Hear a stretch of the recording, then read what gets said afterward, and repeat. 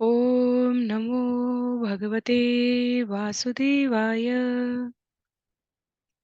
ॐ नमो भगवते वासुदेवाय।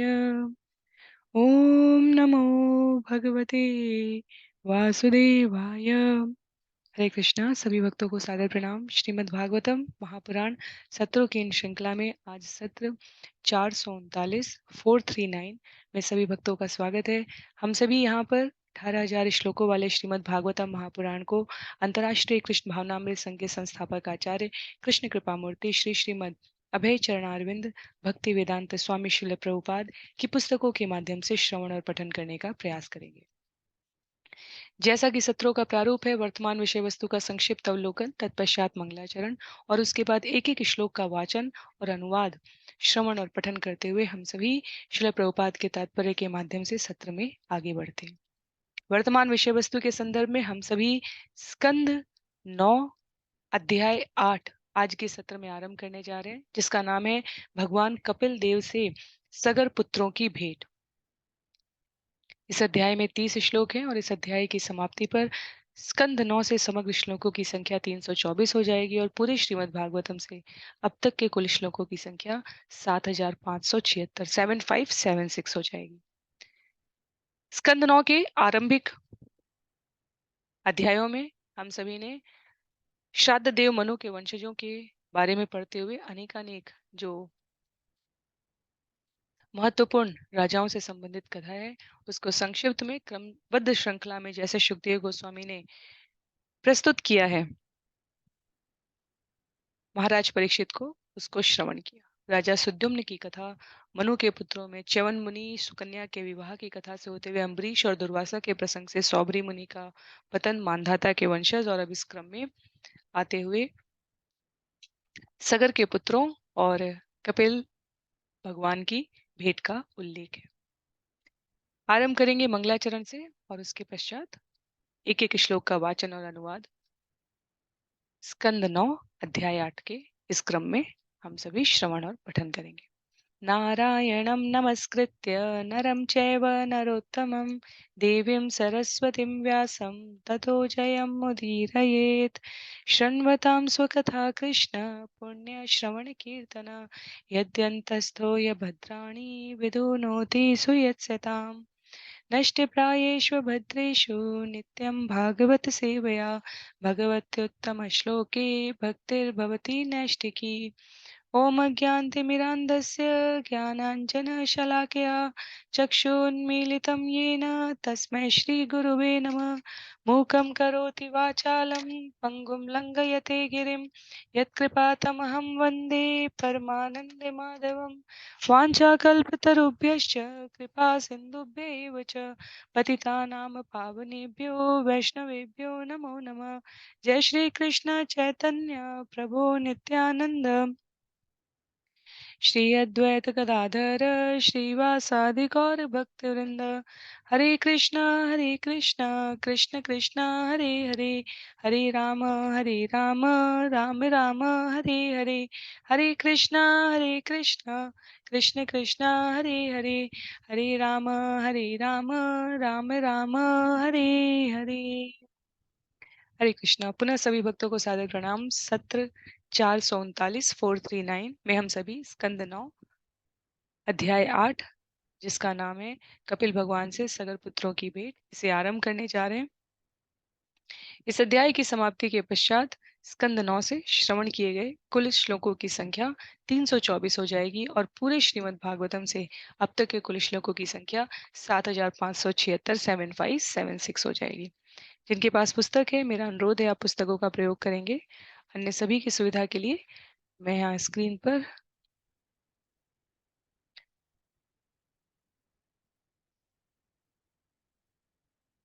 श्लोक दिखाने का भी प्रयास करूंगी। स्कंद 9 अध्याय 8 श्लोक संख्या 1। श्री शुकुवाच हरितो रोहित सुतः चंप तस्मात् विनिर्मिता चंपापुरी सुदेवत विजय यस्य चात्मज। सुखदेव गोस्वामी ने आगे कहा, रोहित का पुत्र हरित हुआ और हरित का पुत्र चंप हुआ, जिसने चंपापुरी नामक नगर का निर्माण कराया। चंप का पुत्र सुदेव हुआ और सुदेव का पुत्र विजय था। तो ये 5 पीढ़ियों की कहानी है। हरिश्चंद्र के पुत्र रोहित के संबंध में कहा जा रहा है कि रोहित के पुत्र हरित से चंप से सुदेव और सुदेव से विजय हुए हैं। तो पिछले अध्याय में हमने वैशाली नगर के बारे में श्रवण किया था कि किस प्रकार वैशाली नगर का निर्माण हुआ। यहाँ चंपापुरी के बारे में कहा गया है। चंपापुरी का निर्माण राजा चंप से हुआ है, जो हरिश्चंद्र के प्रपौत्र कहे जाएंगे। रोहित के पुत्र हरित और हरित से चंप। भरुक तत्सुत तस्मात् वृक तस्य अपि बाहुक स अरिभिर्यत भू राजा सभार्यो वनमाविशत्।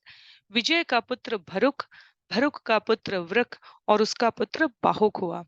राजा बाहुक के शत्रुओं ने उसकी सारी संपत्ति छीन ली, जिससे उसने वानप्रस्थ आश्रम ग्रहण कर लिया और अपनी पत्नी सहित वन में चला गया। वृद्धं तं पंचतां प्राप्तं महिष्यनुमरिष्यति और्वेण जानतात्मानं प्रजावन्तं निवारिता। जब बाहुक वृद्ध होकर मर गया तो उसकी एक पत्नी उसके साथ सती होना चाहती थी, किंतु उस समय और्व मुनि ने यह जानते हुए कि वह गर्भवती है, उसे सती होने से मना किया।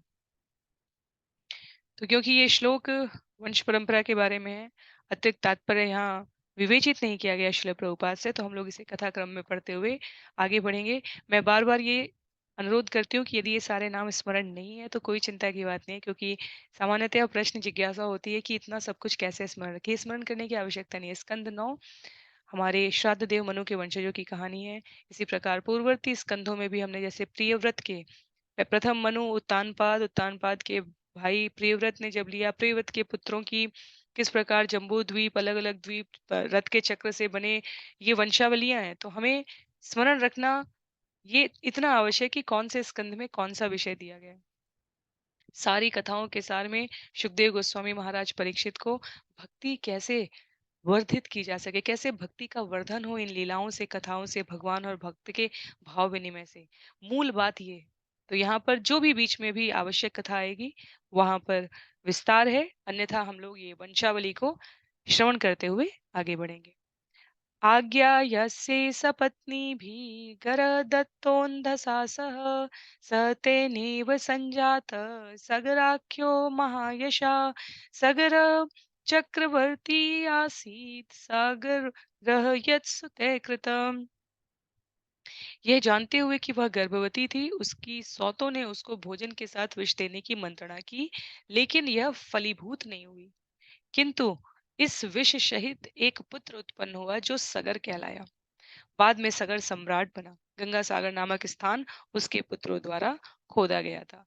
तो सगर शब्द का अर्थ, सगर हमारे लिए जब हम माता गंगा के अवतरण की कथा श्रवण करते हैं तो आरंभ जहां से होता है वहां सगर का नाम आता है। और सगर इसीलिए ये कथाएं, विष दिया पर विष के साथ भी पुत्र या संतान मृत नहीं हुई, अपितु विष के साथ उत्पन्न हुई सगर कहलाई, ये दैव योग है। बहुत सारी कथाएं हमारे सूर्यवंश की और चंद्रवंश की और अन्य पौराणिक उल्लेखों में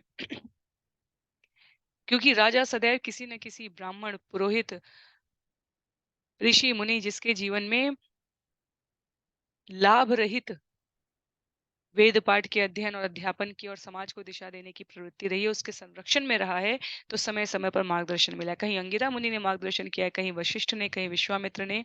हम इन सत्रों में इसको श्रवण कर रहे हैं। यहाँ पर उल्लेख आता है कि जब बाहुक शत्रुओं से परास्त होने के बाद, सब कुछ नष्ट ध्वस्त होने के बाद वानप्रस्थ लेते हैं और उनकी एक पत्नी जो सती होना चाहती है, तब और मुनि ने यहाँ पर भूमिका निभाई है। इससे पहले नारद मुनि की भूमिका भी हमने श्रवण की। तो और मुनि अर्थात ऋषि जिन वर्ग के संरक्षण में हैं, वो समाज के कल्याण के लिए कार्यरत रहने के लिए प्रयत्नशील हैं। तो उनके मार्गदर्शन में सगर नाम के राजा हुए और बाद में सम्राट बनते हैं वे। आगे वर्णन आएगा ये किस प्रकार गंगा सागर नामक स्थान उनके पुत्रों द्वारा खोजा जाएगा, और उसका भी आगे उल्लेख है। यहाँ पर वंशावली की परंपरा में आगे बढ़ते हुए सुखदेव गोस्वामी कहते हैं, यस्ताल जंघान यवनान शकान है यह बर्बरान न अवधीत गुरु वाक्येन चक्रे विकृतवेशिना मुण्डान् श्मश्रुधरान् कांक्षेत् मुक्तकेशार्धमुण्डितान् अनन्तर्वासस कांक्षेत् अबहि वासस अपरान। सगर महाराज ने अपने पुत्र औरव के आदेशा अनुस क्षमा कीजिए, सगर महाराज ने अपने गुरु औरव के आदेशानुसार तालजंग, यमन, शक, हैय तथा बर्बर जातियों के असभ्य लोगों का वध नहीं किया, अपितु उनमें से कुछ को भद्दे वस्त्र पहनने को बाध्य कर दिया, कुछ के सिर कट घुटवा दिए लेकिन मूछें रखने दी, कुछ के बालों को खुलवा दिया, कुछ के सिर आधे घुटवा दिए, कुछ को बिना भीतरी वस्त्र के कर दिया और कुछ को निर्वस्त्र करा दिया। इस प्रकार ये जातियां भिन्न भिन्न वस्त्र धारण करने के लिए बाध्य की गई, किंतु राजा सगर ने इन्हें मारा नहीं। यहाँ शिल प्रभुपाद ने यवन शब्द की व्याख्या शब्दार्थ में करते हुए कहा है, यवन वे हैं जो वैदिक साहित्य को नहीं मानते। यदि आप देखेंगे तो यहाँ यवन वे हैं जो वैदिक साहित्य को नहीं मानते। शक उन्हें कहा गया है जो अन्य नास्तिक जाति है असभ्य कहे गए हैं, और बर्बरान जो अत्यधिक बर्बर तरीके से व्यवहार करते थे, जिनमें सभ्यता, संस्कृति, संस्कार और किसी भी तरह का ज्ञान नहीं था, उन्हें बर्बर, शक, है और यवन कहा गया है। तो उनको अलग अलग प्रकार से राजा सगर द्वारा वध न करते हुए पराजित रहकर जीवन यापन करने के लिए विवश किया गया। उसके पश्चात सो अश्वमेधे अयजत सर्ववेद सुरात्मकम, और वह उपदिष्ट योगेन हरिम आत्मानमीश्वरम तस्योत्सृष्टम पशुम यज्ञे जहाराश्वम पुरंदर। और वह मुनि के आदेशानुसार सगर महाराज ने अश्वमेध यज्ञ संपन्न किया और इस तरह भगवान को प्रसन्न किया, जो परम नियंता, समस्त विद्वानों के परमात्मा तथा सभी वेदों के ज्ञाता है। किंतु स्वर्ग के राजा इंद्र ने यज्ञ में बलि दिए जाने वाले घोड़े को चुरा लिया। तो अलग अलग युग युगांत मनवंतर के इंद्र सदैव उस समय जब तक अश्वमेध यज्ञ की उपयोगिता थी, तब तब अश्वमेध यज्ञ संपन्न होने की अवस्था में देखते ही तत्कालीन इंद्र पद पर आसीन व्यक्तित्व द्वारा उसको चुरा लिया जाता है। अब तक हम ये सब संभवतः चौथी पांचवी बार इंद्र के अश्वमेध यज्ञ को घोड़े चुराने की कथा को श्रवण कर रहे हैं। तो अगली बार से जब हम अलग अलग राजा के साथ इंद्र नामक पदवी पर आसीत व्यक्ति को श्रवण करेंगे कि उसने अश्वमेध घोड़ा चुरा लिया, तो हमें विचलित नहीं होना है, क्योंकि वो एक ही इंद्र नहीं हो सकते हैं, वो अलग अलग मनवंतर के इंद्र हो सकते हैं, पृथु के समय के इंद्र हैं और कभी अन्य स्थल पर इंद्र हैं। यहाँ श्राद्ध देव मनु के वंशजों के, तो इस मनवंतर के जो इंद्र हैं उनके बारे में कहा जा रहा है। श्लोक संख्या 8 में सुमत्या तनया तृप्ता पितु आदेशकारिण हयम अन्वेष माणस्ते समन्तात्म्य खनन महिम। राजा सगर के दो पत्नियां थी, सुमति तथा केशिनी। सुमति के पुत्रों ने, जिन्हें अपने पराक्रम तथा प्रभाव पर गर्व था, अपने पिता के आदेशानुसार खोए हुए घोड़े को सर्वत्र ढूंढा। ऐसा करते हुए उन्होंने पृथ्वी को बहुत दूर तक खोद डाला। प्रागुदिच्यां दिशि हयं दद्दिशु कपिलान्तिके एष वाजीहर चौर आस्ते मीलितलोचन हन्यतां हन्यतां पाप इति षष्ठी सहस्रेण उदायुधा अभि ययु उन्मिमेष तदा मुनि। तत्पश्चात जब उन्होंने उत्तर पूर्व दिशा में कपिल मुनि के आश्रम के निकट घोड़े को देखा, तो वे बोल उठे, यह रहा घोड़ा चोर, यह आंखें बंद किए बैठा है, यह निश्चय ही बड़ा पापी है, इसे मारो मारो। इस प्रकार चिल्लाते हुए सगर के 60,000 पुत्रों ने एक साथ अपने हथियार उठा लिए। जब वे मुनि के निकट पहुंचे तो मुनि ने अपनी आंखें खोली। तो ये कपिल देव भगवान, जिनके बारे में हमने श्रवण किया है, कर्दम ऋषि और माता देवती के पुत्र के रूप में स्वयं भगवान अवतरित हुए हैं, वो कपिल भगवान है यहाँ पर, जिन्हें सगर के 60,000 पुत्रों ने, इंद्र ने घोड़ा चुराकर दैव योग से कपिल के आश्रम में बांध दिया है। और सगर के पुत्र खोजते खोजते ढूंढते ढूंढते वहां पहुंचे और उन्होंने कपिल को ही, भगवान कपिल को समझ लिया कि ये इन्होंने घोड़े का हरण किया है और इसलिए वो उनका वध करने के लिए उद्यत हो गए। जब वो दौड़े हैं तो मुनि ने आंखें खोली। स्वशरीराग्निना तावत् महेंद्र ह्यत चेतस महद्व्यतिक्रम हता भस्मसात भवन क्षणात्। स्वर्ग के राजा इंद्र के प्रभाव से सगर के पुत्रों की मति मारी गई, बुद्धि मारी गई, जिससे उन्होंने एक महापुरुष का अपमान कर दिया। फलस्वरूप उनके शरीरों से अग्नि निकलने लगी और वे तुरंत जलकर राख हो गए। तो कपिल मुनि, इंद्रदेव और सगर के पुत्र तीनों इस दैव योग में भाग ले रहे हैं, अपनी अपनी भूमिका में सहयोग कर रहे हैं। मुनि के तप से जो शरीर क्षिति जल पावक गगन समीरा इन 5 तत्वों से मिला है, बना है, हम सभी के शरीर में अग्नि उपस्थित रहती है। अग्नि का ताप घटता और बढ़ता है दैव योग के इस सिद्ध योगी क्रम को धारण करने से। तो मुनि के दृष्टिपात करने से शिल प्रभुपाद लिखते हैं कि सगर के पुत्रों के शरीरों के भीतर की अग्नि इतनी दग्ध हो उठी कि वे सभी भस्म हो गए। तो महापुरुष के प्रति इस प्रकार दुर्व्यवहार के कारण उनके साथ ये क्रम हुआ। ऐसा दुर्व्यवहार महत व्यतिक्रम कहलाता है, क्योंकि महत अर्थात बहुत विशाल, व्यतिक्रम अर्थात विक्षेप करना। उन्होंने एक महापुरुष का अपमान किया, इसलिए अपने शरीरों की अग्नि से ही वो ध्वस्त हो गए। आगे श्लोक संख्या 12 में कहते हैं, न साधु वादो मुनिकोपभर्जिता नृपेन्द्र पुत्रा इति सत्वधाम्नि कथं तमोरोषमयं विभाव्यते जगत् पवित्रात्मनिके रजो भुव।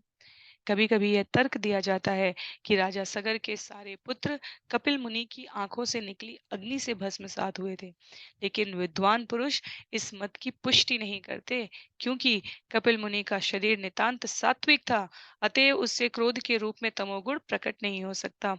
जिस तरह निर्मल आकाश को पृथ्वी की धूल दूषित नहीं कर सकती। तो यदि पृथ्वी से धूल उड़ती है और हमें आकाश नहीं दिखता, इसका अर्थ ये नहीं है कि आकाश में धूल फैल गई है, विस्तरित हो गई है जो धूल, वो हमारी नेत्रों की दृष्टि के आसपास स्थित है।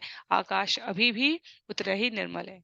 उसी प्रकार यदि सगर के पुत्र जलकर भस्म हुए तो मुनि के दृष्टिपात करने से स्वयं के भीतर की अग्नि से वो भस्म हुए, क्योंकि स्वाभाविक रूप से महापुरुष के अपमान ने उनके शरीर के भीतर के दग्ध ताप को इतना बढ़ा दिया कि वो उसमें स्वाहा हो गए। तो ये कथा वही है, पर इसको प्रस्तुत करने का जो भाव है भक्ति योग में, उसे ये कहा जा रहा है कि कपिल मुनि ने अपने तमोगुण में, ऋषि तपस्या कर रहे हैं और ऋषि भगवान के अवतार हैं, और सगर के पुत्रों को मारने के लिए भगवान को इतने महत् पराक्रम की आवश्यकता नहीं है कि वो अपने को तमोगुण की इस कपिल मुनि के शरीर में अ, प्रस्तुत करके और तब मारे। केवल उनके दृष्टिपात करने से कहा गया कि अपने भीतर की अग्नि से सगर के पुत्र नष्ट हो गए। आगे सुखदेव गोस्वामी वर्णन करते हैं श्लोक संख्या 13 में, यस्येरिता सांख्यमयी दृढ़िर्नो यया मुमुक्षु तरते दुरत्ययम् भवार्णवं मृत्युपथं विपश्यत परात्मभूतस्य कथं प्रतंगमति। कपिल मुनि ने इस जगत में सांख्य दर्शन का प्रवर्तन किया, जो अज्ञान रूपी सागर को पार करने के लिए दृढ़ नाव है। निसंदेह भव सागर को पार करने के इच्छुक व्यक्ति को इस दर्शन का आश्रय ग्रहण करना चाहिए। ऐसे महापुरुष में जो आध्यात्म के उच्च पद को प्राप्त हो, एक मित्र तथा शत्रु में कोई अंतर कैसे हो सकता है।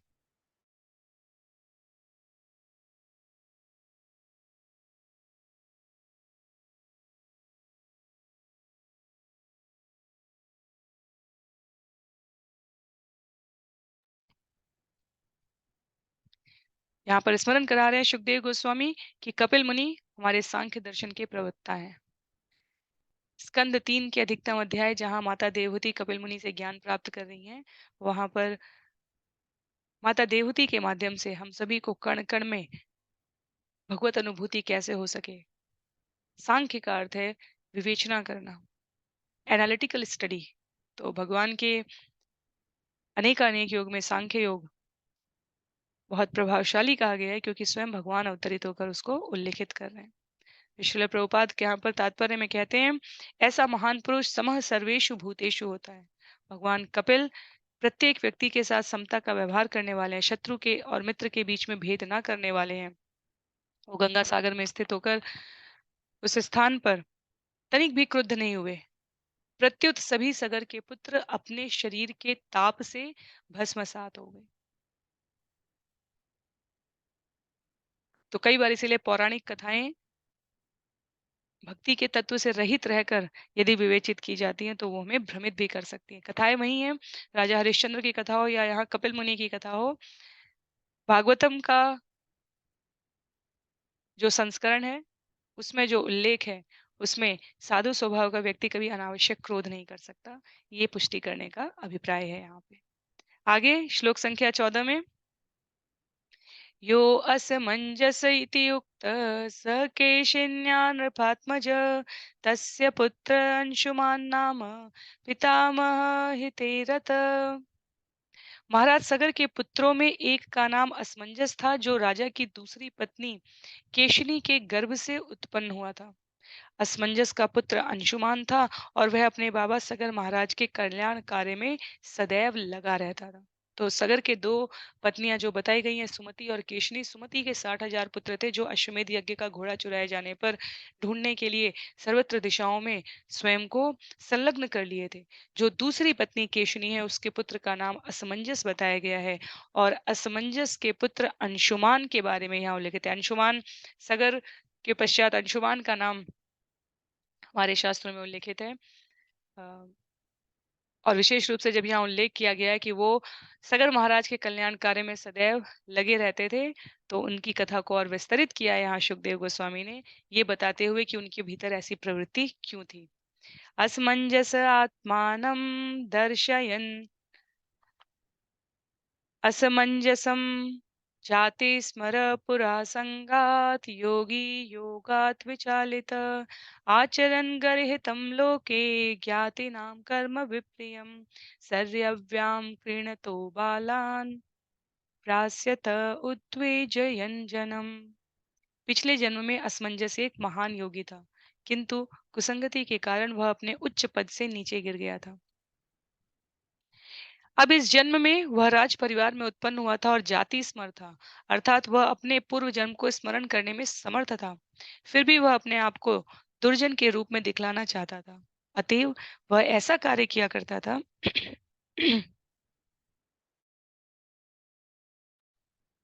अतएव वह ऐसा कार्य किया करता था जो जनता तथा उसके परिजनों की दृष्टि में गर्हित तथा प्रतिकूल होता।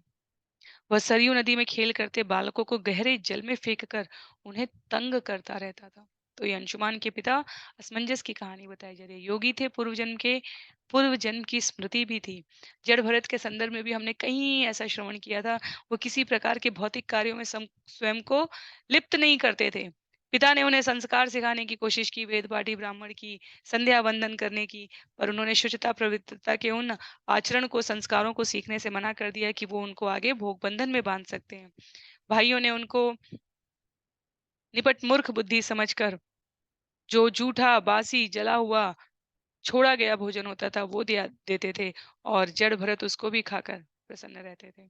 तो यहाँ पर दूसरी ऐसी क्योंकि पूर्वकालिक स्मृति थी, योगियों की पूर्वकालिक स्मृति रहती है, इसमें कोई अतिशयोक्ति की बात भी नहीं है। तो असमंजस को अपने पूर्व जन्म की जाति स्मर पूर्व जन्म की स्मृति थी, और इसलिए वो ऐसे कार्यों में संलग्न नहीं होना चाहते थे जिससे संबंधी और परिवारी जनों के मध्य आपस में उनके संग रहकर उनकी इस भौतिक जगत में आसक्ति बढ़ी। तो श्लोक संख्या 17 में उल्लेख आता है, एवं वृत परित्यक्त पित्रा स्नेहम अपोह्य वे योगेश्वर्येण बालान तान दर्शयित्वा तत ययो। चूंकि असमंजस ऐसे गर्हित कार्यों में लगा रहता था, अतएव उसके पिता ने उससे स्नेह करना छोड़ दिया और उसे घर से निकाल दिया।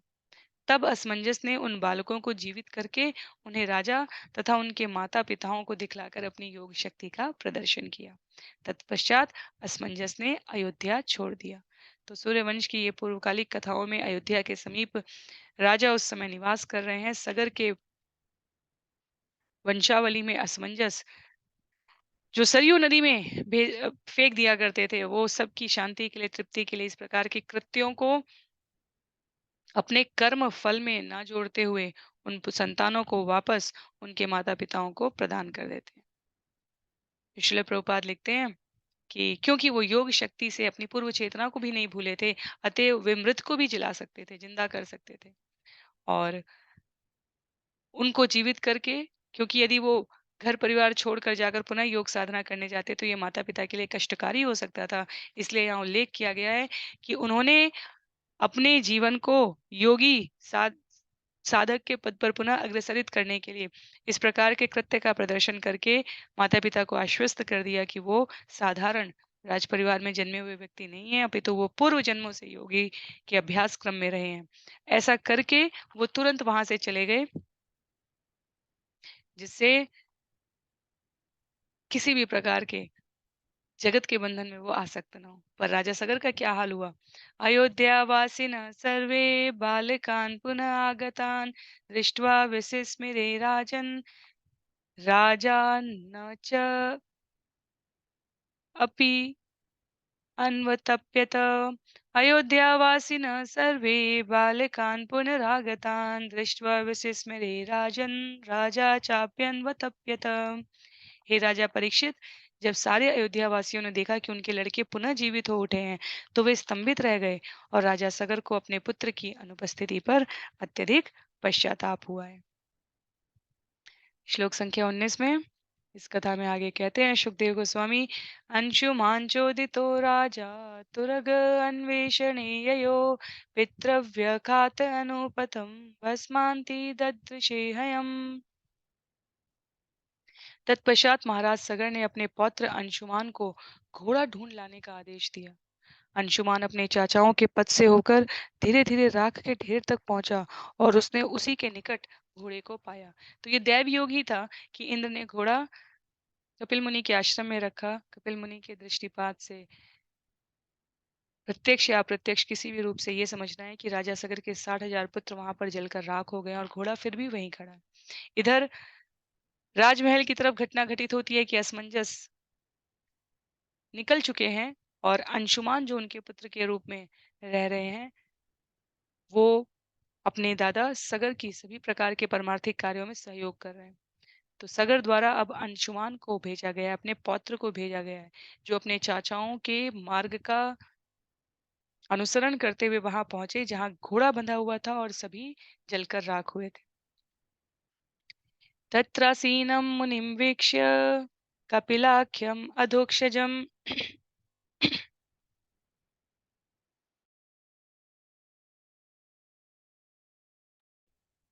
अस्तौत समाहित मना प्रांजलि प्रणतो महान। महान अंशुमान ने विष्णु अवतार कपिल नामक मुनि को देखा जो घोड़े के निकट आसीन थे। अंशुमान ने उन्हें हाथ जोड़कर नमस्कार किया और दत्त चित्त होकर उनकी प्रार्थना की। तो जो गर्वोन्मत्त होते हैं और जो विनयशील होते हैं उनका अंतर यह है, यदि ऋषि के द्वारा कोई अपराध भी किया गया होता तो भी अंशुमान भक्त वृंद के उस समुदाय का प्रतिनिधित्व कर रहे हैं जो पहले ऋषि को वंदन ही करेंगे।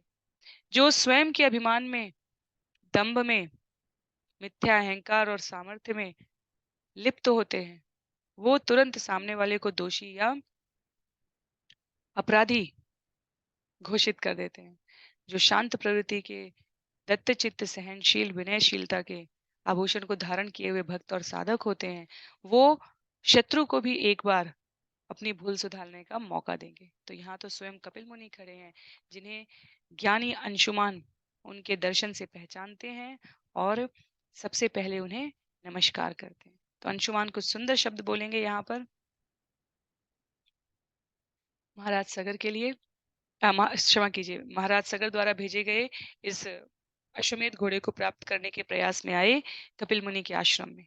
कहते हैं वे, अंशुमानुवाच न पश्यति न पश्यति त्वां परमात्मनो जनो न बुध्यतेऽद्यापि समाधियुक्तिभिः कुतोपरि मनः शरीरधि विसर्गसृष्टा वयम प्रकाशा। अंशुमान ने कहा, हे भगवान, आज तक ब्रह्मा जी भी आपके अगम्य पद को ध्यान या चिंतन द्वारा समझ पाने में असमर्थ हैं। तो हम जैसों की कौन कहे, जो ब्रह्मा द्वारा देवता, पशु, मनुष्य, पक्षी तथा पशु इत्यादि के विविध रूपों में उत्पन्न किए गए हैं। हम पूरी तरह अज्ञान में हैं, अतएव हम साक्षात ब्रह्म स्वरूप आपको कैसे जान सकते हैं। तो अंशुमान कहते हैं कि आपको जानना आसान नहीं है। ब्रह्मा की सृष्टि से ऊपर आपकी स्थिति है। ब्रह्मा को उत्पन्न करने वाले आप हैं। तो हम सभी जो ब्रह्मा से उत्पन्न हुए हैं, जो ब्रह्मा को भी पूर्ण रूप से नहीं जान सकते, वो उसके आगे की कैसे समझ सकते हैं। इसलिए मैं स्वीकार करता हूँ कि हम पूरी तरह अज्ञान में हैं। आपके ब्रह्म स्वरूप को हम जान नहीं सकते। श्रील प्रभुपाद ने ये भगवत गीता और भागवतम के दो सुंदर श्लोकों का उल्लेख किया है, जहां वो कहते हैं, अर्जुन ने भगवत गीता अध्याय 7:27 श्लोक संख्या जब श्रवण कर रहे हैं, तो भगवान उनसे वहां पर कहते हैं, इच्छाद्वेष समुत्थेन द्वन्द्वमोहेन भारत सर्वभूतानि सम्मोहं सर्गे यान्ति परन्तप। हे भरतवर्षी अर्जुन, हे शत्रु के विजेता, सारे जीव मोह में उत्पन्न होते हैं। वे इच्छा तथा घृणा के द्वैत से पराजित होते हैं। तो हम सभी जब सृष्टि के निर्माण और विकास के बारे में श्रवण कर रहे थे, तो हमने सुना था जीवों की उत्पत्ति बाद में हुई है और मिथ्या अहंकार इस जगत में पहले उत्पन्न हुआ है। मैं, मेरा, मैं ही सर्वस्व, ये वाला जो भाव है, इसीलिए हमारे नाम अपराधों में इसे अपराध कहा गया, जब हम अपने आप को मैं और मेरा की आसक्ति से संबद्ध करते हैं, क्योंकि ये हमें भगवान की शरणागति से दूर करता है। तो इस अहंकार में पैदा हुए मोह के साथ आसक्त जीव इच्छा, घृणा और द्वैत से, मैं और मेरा से पराजित होते हैं। तो कभी भी यदि ये आशय आए कि वो कौन सी तीन चीजें हैं जिससे हम इस भौतिक जगत में अपने आप को कभी लिप्त ना करें, द्वैत, घृणा।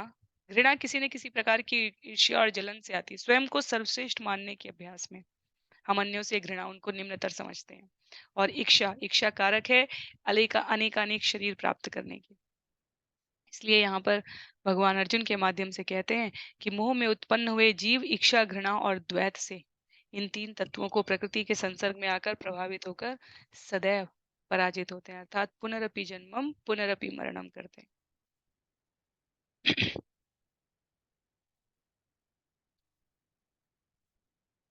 दूसरा श्लोक स्कंद 10 अध्याय 14 श्लोक संख्या 29 का है। तो ईश्वर की कृपा से हम सभी आगे के सत्र में जब स्कंद 10 श्रवण करेंगे, उसको यहाँ पर उल्लेखित करते हुए श्रील प्रभुपाद कह रहे हैं कि उसमें उल्लेख है, भगवान को वही समझ सकता है जिस पर उनकी कृपा हो, अन्य लोग नहीं समझ सकते। तो ते ही जान ही जेहि दे ही जनाई, जानत तुम्हें तुम्हें ही हो जाए। तो हमारे आचार्य ये पंक्ति कहते हैं, तो उनका आशय है, वही भगवान को जान सकता है जिसे भगवान जनाना चाहें, जिसके ऊपर भगवान अहेतुकी की कृपा करें। और एक बार भगवान को जान लेने के पश्चात इस जगत के समस्त ऐश्वर्य कंकड़ पत्थर से अधिक नहीं लगते। ध्रुव महाराज, प्रहलाद महाराज, जो माता लक्ष्मी द्वारा धारण किए गए दत्तक पुत्र के रूप में भी कहे जाते हैं, भगवान ने गोद ले लिया है ध्रुव महाराज और प्रहलाद महाराज को माता लक्ष्मी के संग। इसमें कोई अतिशयोक्ति नहीं है, पर ये पुष्टि करते हैं इस बात की कि जो भगवान का साम्राज्य का वासी होना चाहता है, आध्यात्मिक जगत का नित्य वासी होना चाहता है, वो इस भौतिक जगत में आवश्यकता से अधिक, कर्तव्यों की पूर्ति से अतिरिक्त कोई संलग्नता नहीं रखता, कोई लिप्तता नहीं रखता। आगे कहते हैं अंशुमान कपिल भगवान की सुंदर स्तुति करते हुए, ये देह भाज त्रिगुण प्रधाना गुणान् विपश्यन्ति उत वा तमश्च यन्मायया मोहितचेतसत्त्वां विदुस्वसंस्थं न बहिः प्रकाशा। हे स्वामी, आप सबों के हृदय में भली भांति स्थित हैं, किंतु भौतिक शरीर से आवृत्त सारे जीव आपको देख नहीं पाते, क्योंकि वे त्रिगुणमयी माया द्वारा प्रेरित बहिरंगा शक्ति के द्वारा प्रभावित रहते हैं। उनकी बुद्धि सतो रजो तथा तमो गुणों से ढकी होने से वे प्रकृति के इन तीनों गुणों की क्रियाओं प्रतिक्रियाओं को ही देख पाते हैं। तमोगुण की क्रिया प्रतिक्रियाओं के कारण जागृत या सुप्त जीव प्रकृति की कार्यविधि को ही देख पाते हैं। वे आप भगवान को नहीं देख पाते। तो जब प्रश्न ये आता है, क्यों नहीं देख सकते? क्योंकि हम प्रकृति के 3 गुणों के प्रभाव से परे नहीं जाना चाहते। जो हमारी इंद्रियाँ देखती हैं, जो हमारे आँखें देखती हैं, कान सुनते हैं, हम उसी को सर्वस्व मानकर व्यवहार कर रहे होते हैं और अपने समय को, अपने साधन को, अपने श्रम को, अपनी ऊर्जा को प्रकृति के परे देखने के लिए अभ्यास पूर्वक सतत श्रवण और स्मरण करके वहाँ जानने के इच्छुक नहीं होते। तो जब भी कोई ये प्रश्न करे भगवान है तो दिखते क्यों नहीं है? क्योंकि ये सरल सा उत्तर है, उसमें उलझने की आवश्यकता नहीं है किसी से भी। यहाँ शास्त्र उत्तर देता है, कहते हैं कि जब हमारी वृत्तियाँ केवल और केवल प्रकृति के 3 गुणों से प्रभावित होकर जीवन यापन करें, जब हम कभी ब्रह्म मुहूर्त में जागृत नहीं होना चाहते, हम सूर्योदय के समय के, संध्या के समय के इन प्राकृतिक गतिविधियों के मूल के कारण को शास्त्र के अध्ययन के द्वारा समझने का प्रयास नहीं करते, गुरु का आश्रय नहीं लेते, अपनी इंद्रियों से परे अन्य भगवत भक्ति के कार्यों में संलिप्त नहीं होते, तो भगवान को क्या पड़ी है अपना दर्शन कराने की? भगवान को के दर्शन की विकलता, आकुलता जीवों में होनी चाहिए। भगवान तो अपने भक्तों से सदैव संपर्क में रहते हैं और अभक्तों के हृदय में भी रहते हैं। पर जब तक आवश्यकता नहीं है, जब तक जीव ने इच्छा नहीं की है, तब तक वो किसी भी प्रकार का हस्तक्षेप नहीं करते, क्योंकि एक समझदार माता-पिता की तरह उन्हें ये भान है कि जीव वैसे तो, संतान तो वैसे तो मेरी ही शरण में है, पर जब तक उसके अंदर खुद विकसित होने के इस क्रम में मुझसे संपर्क रखने का भाव नहीं आएगा, मैं हस्तक्षेप नहीं करूँगा। तो इसलिए होता है कि ज़्यादातर सामान्यतः सभी जीव हमें भौतिक स्तर पर व्यवहार करते हुए दिखते हैं। शास्त्रों के अध्ययन, अध्यापन और आचरण के कार्य के लिए कभी-कभी भगवान अपने विशेष पार्षदों को भेजते हैं इस धराधाम पर प्रतिनिधि के रूप में, और जो आत्माएँ किंचित प्रकार के सुकर्मों में अहेतुकी की कृपा से संलग्न है, वो इन प्रतिनिधियों की भाषा को, उनके कृत्यों को समझकर, उनका अनुसरण करने का प्रयास करके भगवान और स्वयं के संबंध को पुनः जागृत करने के लिए प्रयत्नशील है। इसलिए सामान्यतया बद्ध जीव प्रकृति द्वारा प्रभावित होने के कारण केवल इंद्रिय स्तर के तात्कालिक कर्म और फलों के प्रभाव को देख पाते हैं। वो भगवान को नहीं देख पाते।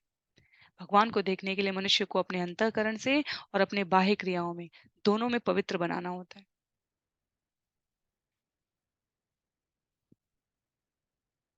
सुंदर श्लोक है यहाँ पर। बिना संदर्भ का श्लोक यहाँ प्रस्तुत करते हुए श्रील प्रभुपाद कहते हैं, अपवित्र पवित्रो वा सर्वावस्थां गतोऽपि वा यस्मरेत पुंडरीकाक्षं स बाह्याभ्यंतर शुचि। अपने आप को बाहर से स्वच्छ रखने के लिए हमें 3 बार स्नान करना चाहिए और आंतरिक शुद्धि के लिए हमें हरे कृष्ण मंत्र का कीर्तन करके अपने हृदय को शुद्ध करना चाहिए।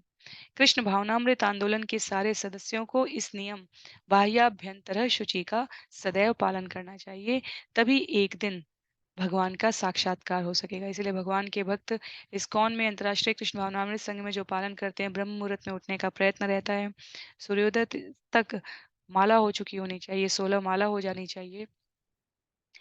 यदि घर में भगवान का अर्चा विग्रह है तो उनकी सेवा हो जानी चाहिए, भगवान को भोग लगना चाहिए, और जब तक सामान्य प्राणी जागते हैं, तब तक श्रील प्रभुपाद के असीम अनुग्रह से उनकी शिक्षाओं और उनके द्वारा दिखाए गए मार्ग का पालन करने वाले भक्त और साधक अपने आध्यात्मिक क्रम का पालन कर चुके होते हैं। उसके पश्चात वो आवश्यकता और उत्तरदायित्व के अनुसार अपने प्रतिदिन की गतिविधियों में स्वयं को संलग्न करते हैं। उस कार्य में, चाहे वो रोजगार, व्यापार, परिवार, किसी भी संदर्भ में हो, उसमें आने वाली कठिनाई को वो भगवान के प्रति सेवा करने के भाव से ही सहन करते हुए, तितिक्ष स्व सहन करते हुए आगे बढ़ते हैं। पुनः एक निश्चित समय काल तक इन गतिविधियों में लिप्त रहकर संतान, परिवार, व्यापार, रोजगार, अ, अनेकानेक सामाजिक जिम्मेदारियों से निवृत्त होकर वो पुनः सायंकाल अपने आप को, अपने समय को, अपने परिवार और संबंधियों के संग अपनी ऊर्जा को भगवत भक्ति के कार्यों में संलिप्त करते हैं।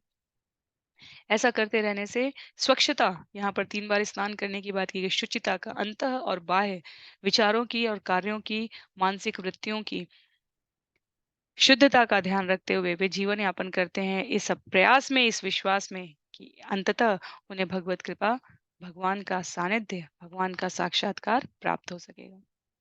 आगे कहते हैं अंशुमान कपिल भगवान से, तम त्वामघम ज्ञान घनम स्वभाव प्रध्वस्तमाया गुण भेद मोहे सनंदनाद्य मुनिभि विभाव्यम कथम विमूढ़ परिभावयामि। हे प्रभु, प्रकृति के तीनों गुणों के प्रभाव से मुक्त हुए साधु पुरुष यथा चारों कुमार सनक सनातन तथा सनातन ही ज्ञान के पुंज आपके विषय में सोच सकते हैं। भला मुझ जैसा ज्ञानी व्यक्ति आपके विषय में कैसे सोच सकता है? प्रत्येक भक्त विनयशील होता है। ये केवल ऊपर के दिखावे की बात नहीं होती है, अपितु उनके हृदय का भाव ही ऐसा होता है। जैसे जैसे वो भक्ति में आगे प्रयत्नशील होते हैं, वैसे वैसे उनके इन विचारों में स्पष्टता आती जाती है। ये किसी अन्य को क्या दोष देना, अपने जीवन की वृत्तियों के लिए हम स्वयं जिम्मेदार हैं। यदि हम कोई प्रयास कर सकते हैं शुद्धता का, पवित्रता का, प्रकृति का, तो वो हमारे स्तर पर होना चाहिए। यहाँ कह रहे हैं अंशुमान कि सनत सनंदन सनातन सनत कुमार जैसे जो योगी हैं, जो ब्रह्मा के प्रथम पुत्रों में कहे जाते हैं, वो आपको प्राप्त कर सकते हैं। उस स्तर का योग होना चाहिए, उस स्तर का ज्ञान होना चाहिए जीवन में। सामान्य जीव के रूप में मेरे जैसा ज्ञानी व्यक्ति आपके विषय में कैसे सोच सकता है? ये अंशुमन की विनयशीलता है। श्रील प्रभुपाद कहते हैं कि तीनों गुणों के प्रभाव से मुक्त होने वाला व्यक्ति ही ब्रह्म पद पर आसीन होने का अधिकारी है। चारों सनत कुमार भाई इससे इस अवस्था में सदैव स्थित रहते हैं। लेकिन भगवत गीता अध्याय 2 श्लोक संख्या 45 में भगवान श्री कृष्ण अर्जुन के माध्यम से जो उपदेश दे रहे हैं, उसमें वर्णन है त्रैगुण्य विषया वेदा नित्रैगुण्यो भवार्जुन। मनुष्य को तीनों गुणों के प्रभाव से ऊपर उठना चाहिए। जो इन गुणों के प्रभाव में बद्ध है, वो भगवान को समझने में असमर्थ रहता है। तो गुण, सतोगुण, रजोगुण और तमोगुणों की बात की जा रही है यहाँ पे। तमोगुण सामान्यतया 80% जीवों में है। उसके अगले 15 से 18% के जीव रजोगुण अधिक और तमोगुण के निम्न अवस्था में रहते हैं। और केवल 1 से 2% जीवों के लिए कहा जा रहा है कि वे प्रयास करते हैं रजोगुण की उच्चतम अवस्था के साथ साथ सतोगुण को धारण करने का। तो एक ही दिन के 24 घंटे में जीव अलग अलग अवस्था में होता है। हम सभी ने अपने व्यवहारिक जीवन में अनुभव किया होगा। कभी विचार इतने प्रबुद्ध होते हैं कि किसी भी प्रकार की अपेक्षा और उपेक्षा से विलग रहते हैं। कभी प्रतिस्पर्धा के भाव से रजोगुण की प्रबुद्धता आ जाती है, और कभी कभी इस भौतिक जगत की आसक्तियों से थका हुआ शरीर प्रमाद, आलस्य, शत्रुता इत्यादि के भाव में स्वयं को तमोगुण की अवस्था में स्थित कर लेता है। श्रील प्रभुपाद यहाँ कह रहे हैं कि भगवान अध्याय 2 श्लोक संख्या 45 में अर्जुन के माध्यम से सभी प्राणियों को कह रहे हैं, इन तीनों अवस्थाओं से संभवतः प्रयास करके हमें ऊपर उठने का प्रयत्न करना चाहिए। तत्पश्चात श्लोक संख्या 24 में प्रशान्तमाया गुणकर्मलिङ्गम् अनामरूपं सदसद्विमुक्तं ज्ञानोपदेशाय गृहीतदेहं नमामहे त्वां पुरुषं पुराणम्। हे परम शांतिमय स्वामी, यद्यपि यह प्रकृति सारे सकाम कर्म तथा उनके फलस्वरूप भौतिक नाम तथा रूप आपकी सृष्टि है, तथापि आप उनसे अप्रभावित रहते हैं। अतएव आपका दिव्य नाम भौतिक नामों से भिन्न है और आपका स्वरूप भौतिक स्वरूपों से भिन्न है। आप भगवत गीता जैसे ज्ञान का हमें उपदेश देने के लिए ही भौतिक शरीर के ही समान रूप धारण करते हैं, लेकिन वस्तुतः आप रहते हैं परम आदि पुरुष ही। अतएव मैं आपको नमस्कार, सादर नमस्कार करता हूँ। तो भगवान के मूल स्वरूप के और उनके व्यवहार के, उनकी क्रियाविधियों को, गतिविधियों को बताते हुए अंशुमान कहते हैं, हम जीव इस भौतिक जगत में आबद्ध हैं। आप इस भौतिक जगत में प्रत्यक्ष न रहते हुए भी अपनी शक्तियों के द्वारा इसे संचालित करते हुए सदैव इन गुणों से अपने आप को निर्विकार रूप से भक्तों के संग सेवा में संलग्न रहकर आनंद सच्चिदानंद की अवस्था में रहते हैं। यहाँ श्रील यमुनाचार्य के स्तोत्र रत्न के एक श्लोक का उल्लेख किया है श्रील प्रभुपाद ने। बहुत सुंदर श्लोक है ये। वास्तव में यमुनाचार्य जी के सभी श्लोक बहुत सुंदर हैं, जहां जहां आचार्यों ने उनका उल्लेख किया है। कहते हैं, भवन्तमेवानुचरन् निरन्तर प्रशान्तनिशेषमनोरथान्तर कदाहमेकान्तिकनित्यकिङ्कर प्रहर्षयिष्यामि सनाथ जीवितम्। आपकी नित्य सेवा करने से मनुष्य सभी भौतिक इच्छाओं से मुक्त हो जाता है और पूर्णतया शांत रहता है।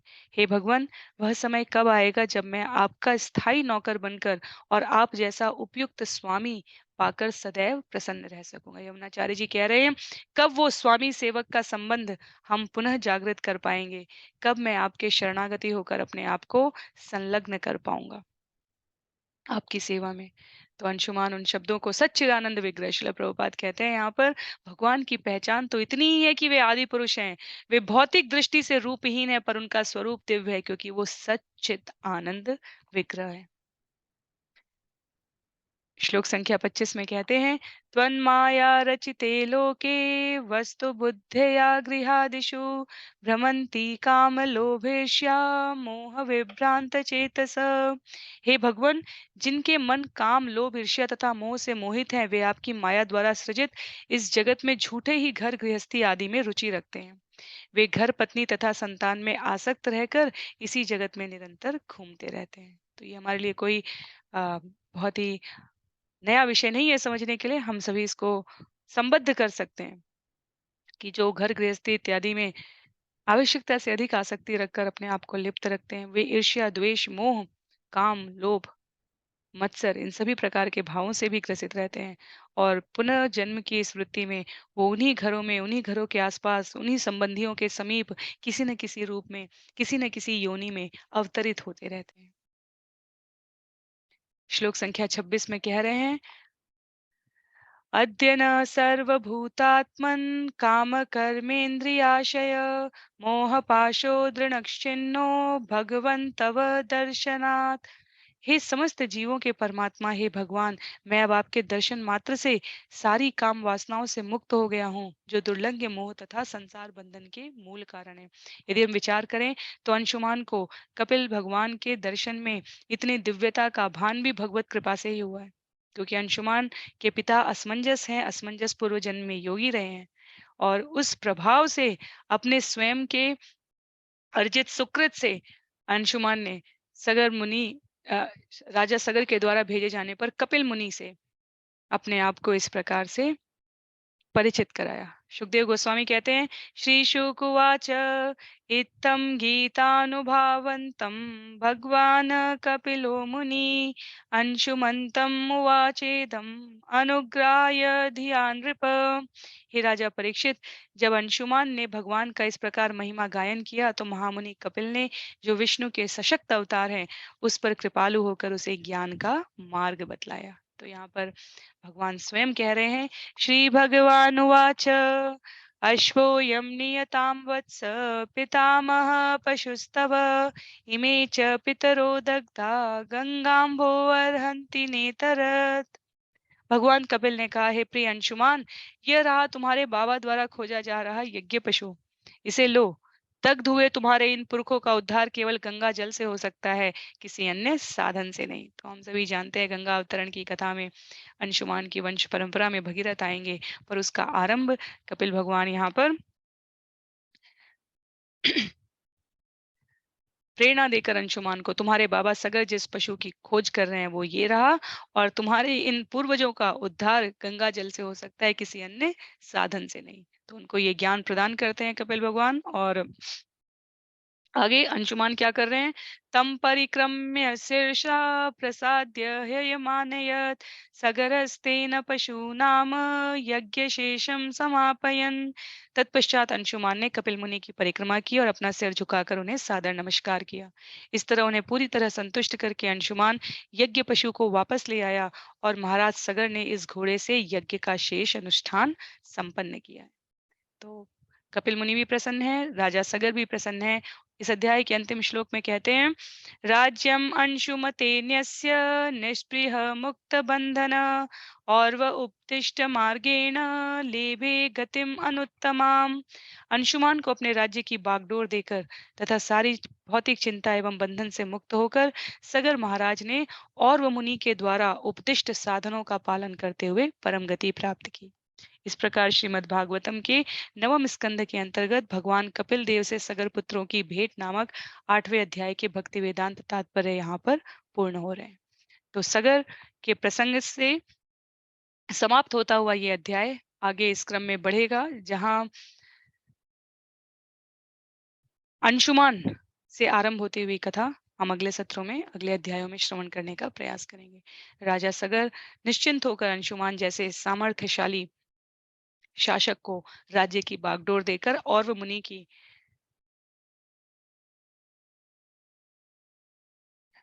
क्षमा कीजिए बागडोर शासन देकर और वह मुनि की अ, संगति में और वह मुनि के मार्गदर्शन में और वह मुनि के संरक्षण में स्वयं को परम गति प्राप्त करने के लिए उपदिष्ट कर देते हैं। तो सत्र को यहीं पर समाप्त करते हैं। श्रील प्रभुपाद की जय, श्रील गुरुदेव की जय, अनंत कोटि वैष्णव वृंद की जय, श्रीमद् भागवतम महापुराण की जय। हरे कृष्ण।